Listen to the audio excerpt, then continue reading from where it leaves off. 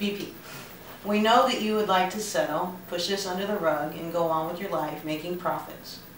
And we wish you the luck in that. But here's the deal. Me and my friend Kindra Arnesen here will not stop fighting you on everything you do from here until the day that we die if you don't make this right in the Gulf of Mexico. And I don't mean throw money at it, trillions of dollars, to pretend like it's right. I mean, we want our waters back, we want our children healthy, we want our life back, and we're not going to stop. Settle or no settle, we're not going to settle. If you want something done, tell Mom. We're going to put a call out to all moms, and they're going to know. They're going to know what you did, and trust me, before it's over with, you're going to have to make a change. You're going to have to change for the better. That's all we're asking. Actually, we're not asking, we're telling. Change. We're coming. We're coming.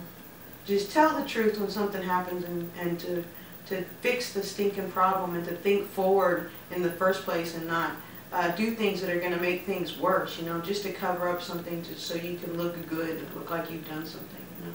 Even if it takes another 10, 15, 20 years down the road, that some young mom that says, oh, well, you know what, we need to see what these chemicals are going to do, and we need to look this up, that they can actually go and see, well, these people spoke up for the truth, and they brought the truth to light, and they say, get your kids and get the hell out of there. Get away from it. I mean, that was early on. I went to our officials and told them, let's evacuate the women, children, elderly, and those with pre-existing conditions. Oh, well, you're going to cause a public state of panic. Well, there should have been a public state of panic. People should have been removed out of the area. There's a train wreck somewhere around a big city or something, somewhere that there's some kind of chemical spill. The first thing they do is evacuate the area. In the very beginning, it was about getting this truth out to the people, and once people knew the truth, that they, you know, as far as the politicians and the decision makers, that they would do the right thing, right? But that didn't happen. And then we thought that, you know, once the president came out and said it's all over, we thought, well, if we could just get back to the press and back to the media and get it in the hands of the American people. And I still believe that if the American people really knew what was going on, that they would do something different. But that hasn't happened because the corporate media, it won't respond. They won't treat it with the urgency that we see, you know, living here. And now, more than anything, I feel like to a large degree the devastation's been done. I feel like all those chemicals in the water, I feel like sadly a lot of our people are going to die. I see them every day getting weaker and losing more and more hope for themselves. But every person that I talk to says the same thing. We can't let this continue to where another whole region of people or community has to suffer in the way that we've suffered. And if nothing else comes of this ever, and anything that we've done or that I've done for sure, it's that I hope and beg that the only thing is that this never ever happens again. What would you do if you woke up one morning and realized that your federal, state, and local government stood by, not only stood by, but assisted in the allowing of your family to be sprayed like bugs in a home? What would you do if you woke up and realized, you looked at your kid and realized, man, my kid's been awfully sick lately. And then a year later you realize, wow, my kid's been sick every couple of weeks all year long. And then your kid comes to you, Mommy, my chest hurts, I can't breathe. And their heart's just racing away. Or their eyes start rolling back in their head. Or all of a sudden they can't breathe and they're having to have shots and rescue inhalers and nebulizers and skin creams and doctor's visits and all this kind of stuff going on. What would you do? How would you feel? Guess what? It's going to end up happening. Because it doesn't matter where you live or who you are, who your senators are, who your congressmen are, local, state, government are, it doesn't matter. When there's a chemical situation that happens in your area, our government's going to lie to you and they're going to assist in the cover-up.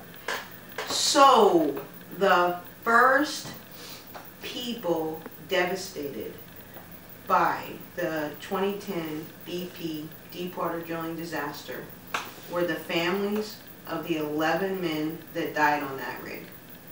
And the question is, why did they die?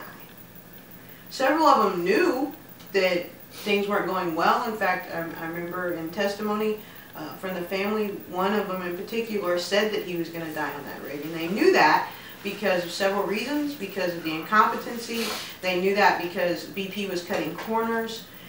And this is all in public. I'm not telling anything that's, hasn't been said before. That the compensation for some of the people that were on the rig was all tied up in the fact that they cut those corners and they saved the company as much money as possible. That's exactly the kind of stuff that they're trying to throw out of court right now. And so Gordon Jones's father, Keith Jones, who has fought valiantly against the Death on the High Seas Act, which means that the life of our oil workers in the water is worth less than their life on land, and has not really gotten anywhere, although he's had quite a few promises, but nothing's happened. He had talked last week and said that he wants to go to trial, and that was all it took for me to know that that's what I should be pushing. That if the families of those 11 want to go to trial because they want the truth out, and in his own words, he wants to protect other people from losing their sons, then I knew that that was the way that we were going to have to do.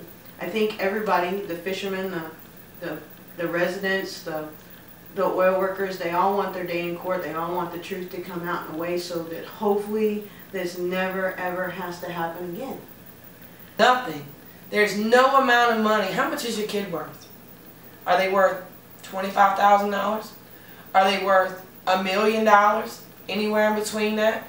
Is there any amount of money that a corporation can pay you to replace one of your children? I'm a mom, and I love my kids, and the answer for me is hell no. There's no amount of money that you could stack up next to one of my kids that I wouldn't pick up my kid and leave that money lay there. Not only my kids, every child in low-lying coastal communities, because we're seeing the same health issues pop up in coastal communities all the way from, that I'm aware of myself personally, that I've seen personally, from Grand Isle, Louisiana, all the way through the Panhandle of Florida. So that's 4 states, low-lying coastal communities, that we've seen these health issues pop up in our children. Everything from skin issues to breathing issues, children with these tics where their eyes are rolling back in their head, or their bodies, muscles jumping in their body, that nothing was wrong with them before this incident happened in the Gulf. It was catastrophe, much more than an incident. So I'm putting a call out to all moms to start opening your eyes and paying attention, whether you get 15 minutes a day or whether you get 5 hours a day, to open up your computer and start researching chemical exposure. Because regardless if it's an oil spill in the Gulf, fracking, a pipeline, nuclear plant, production of different types of cleaning chemicals. I mean, there's 80,000 chemicals manufactured in the United States alone.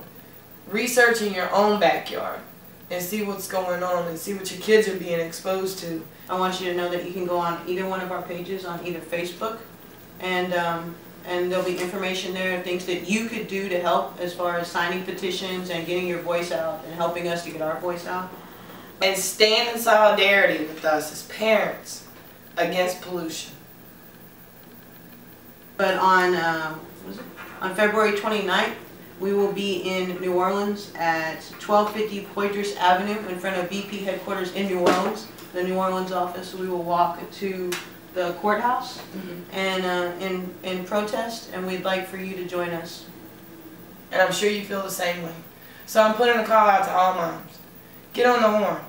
Start calling your senators and your congressmen and really bring this issue to light. No more. We will take this no more. It affects you and it affects your kids.